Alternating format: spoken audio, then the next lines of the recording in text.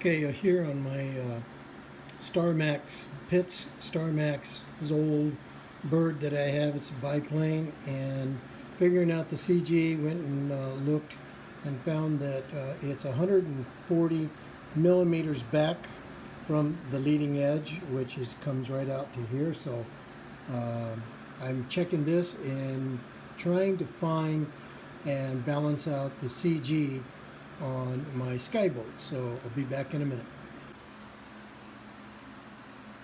Okay, I put my little stick pins right in here on each side. They're at 144, but I checked it out a minute ago and it just go back maybe 3-4 millimeters to about 144, and it just is perfect. So this plane flies beautifully.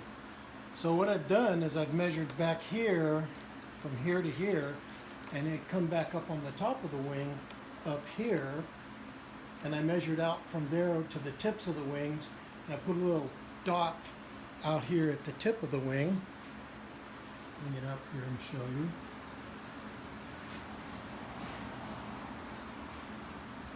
Right there. And what that does is that measures out as you go and put a straight line from here to the other side, and it basically hits right at about 144 millimeters from the leading edge to the back of the plane. So this basically puts this one in at perfect balance for this plane. Okay.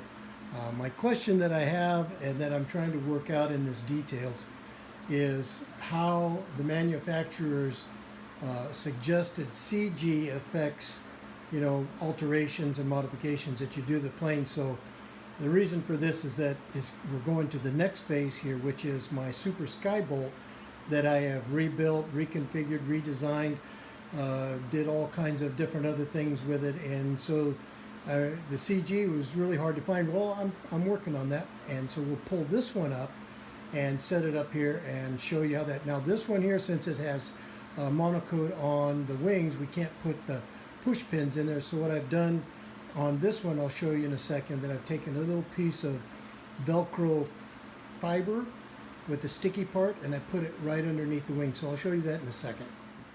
Oh, in addition here, I had my wife come out and we took the little dot here from this side, and then on the other side we lifted it up and it came in perfectly balanced. So once you find the center there, you can put a little dot out here and just make a real quick reference, have somebody help you to lift it up at the wingtip, and mine sits right about here. So it's pretty much the same.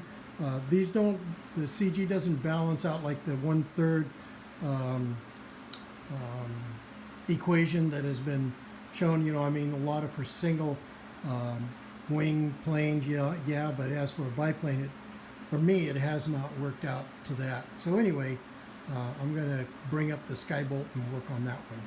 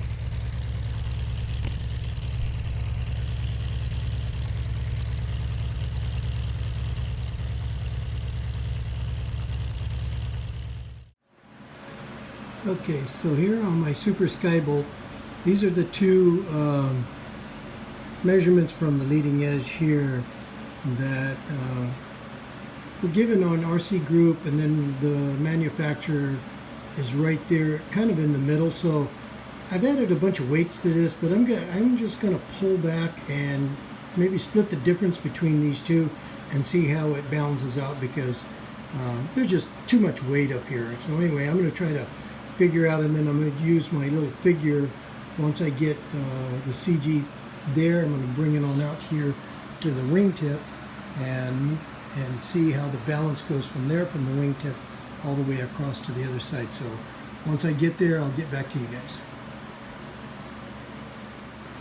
Okay, I've got 135 millimeter back from the leading edge and 118. So this is the 135 back from the leading edge. Almost perfect. This is the 118 back from the leading edge. A little tail heavy. And this is the one, this is in the middle between the two. This is basically where the suggestion is for the CG on the plane. So just a little tail heavy, almost perfectly balanced. So I think I'm going to split the difference and leave it there, and try my other little experiment going out to the end of the wing here and see how that balances out. But I wanted to show you what I had to do to get this thing to balance. So as you can see, I've converted this thing from gas to electric.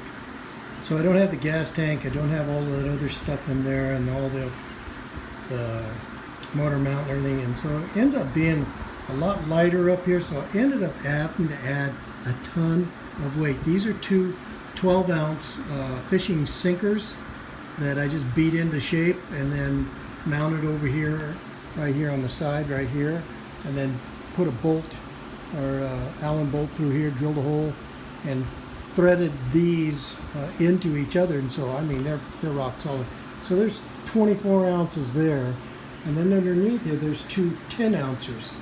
So we got 34 ounces in there. So 16 ounces to a pound, 2 pounds and some odd ounces. So anyway, but it balances out at that. So I hated to, I actually even had one more in there. I had another 10-ouncer down there, but I came back and checked the CG recommendations from a few of the guys from RC group, and came up with the 135 and 118, and basically with gas models, I guess they're a lot heavier up there. You only have to add a little more weight, like small stick-ons. But this guy here, since it's going to be electric, I got a 6-cell in here, and I'm going to check it out and see how it flies tomorrow, and I'll let you know whether or not it comes back in pieces or it comes back in good shape. All right, guys.